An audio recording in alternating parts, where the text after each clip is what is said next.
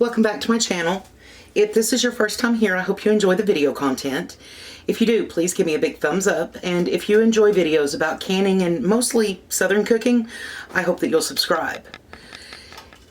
In today's video, I'm going to show you how my granny made tater cakes, or mashed potato pancakes, and I'm also going to show you my modified version of loaded tater cakes. These are simple to make, and they're a delicious way to use up your leftover mashed potatoes. Now, you'll need 2 cups of cold leftover mashed potatoes, and you want to use cold mashed potatoes that are not too creamy.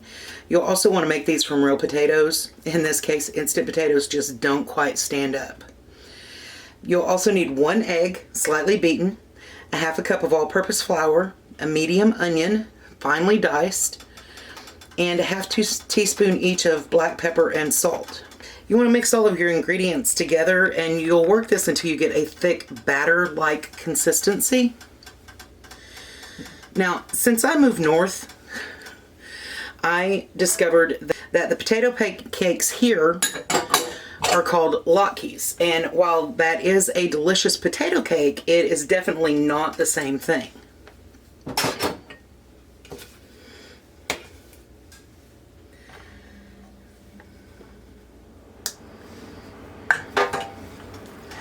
So you want to mix all of your ingredients together until you get a nice thick batter, and you can, if it's really too thin, you can always add a tablespoon or 2 of milk, but I typically find that it works out pretty well without having to add. Kind of depends on the humidity, I suppose.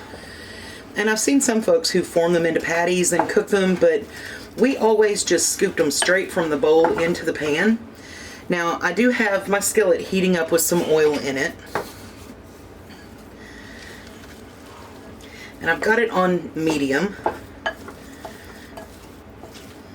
And today's going to be one of those days where I think I might need to add just a tablespoon of milk. Oh, no, there it goes.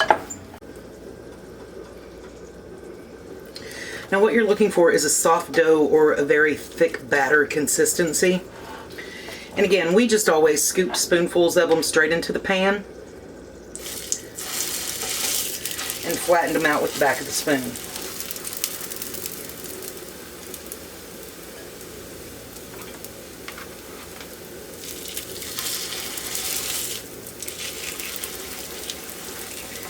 They cook pretty quickly, 2 or 3 minutes on each side, and once they're done you want to take them out and drain them onto a paper towel.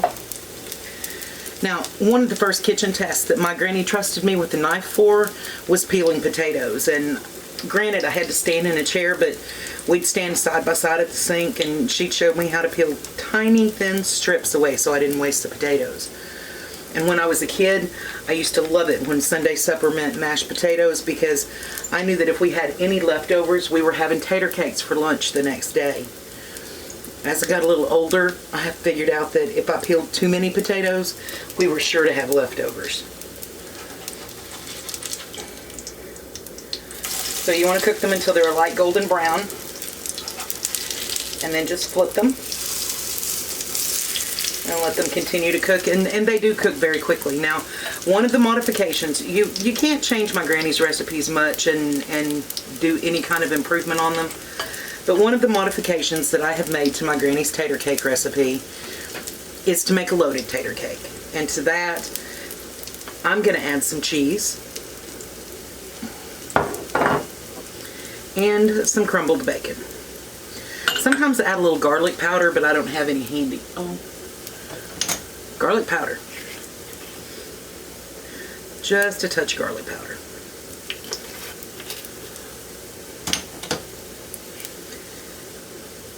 This is my personal preference, is a bacon and cheddar, but you can get creative. If you don't like cheese, leave it out. Or if you don't like cheddar, use Monterey Jack, or pepper jack is really good. Don't have bacon? I've made them with sausage. I've made them with ground beef. So chives are really good. Garlic is really good. You can do just about anything that you really, really like in these.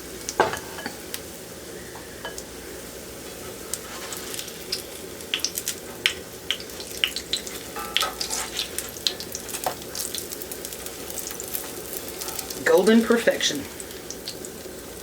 Alright, so I'm going to take those out to drain. Now, one thing that you do want to keep in mind is a loaded tater cake is exactly the same, but when the cheese cooks and the bacon gets hot, they get a little softer.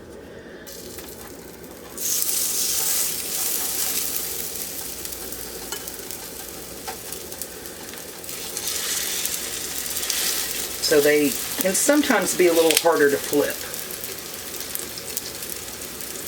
but it's worth it. Get a third one in there. So we're holding that one so it'll be even harder to flip. Now these cook just the same as the others. So you cook them until they're golden on one side and then flip them over. And keep in mind that, again, the cheese melts so they do get a little softer in the middle. Sometimes that makes them a little tougher to flip.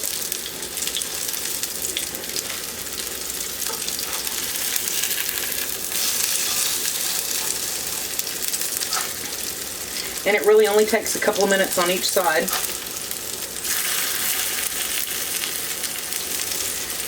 Till they're golden brown.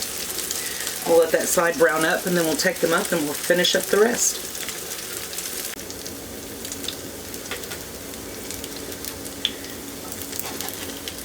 Take a look. Yeah, that side's nice and golden, so I'm going to move these over to the plate. And I will put the last of them in.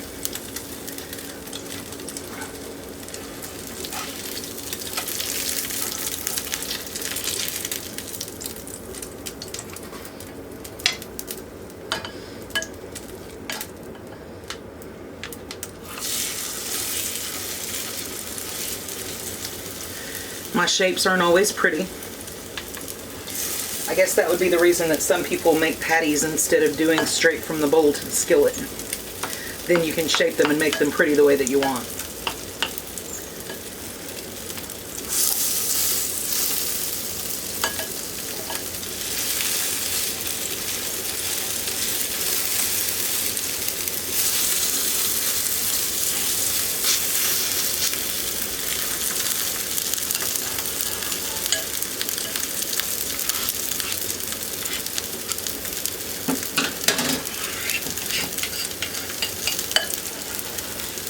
That one looks like it could use a little more.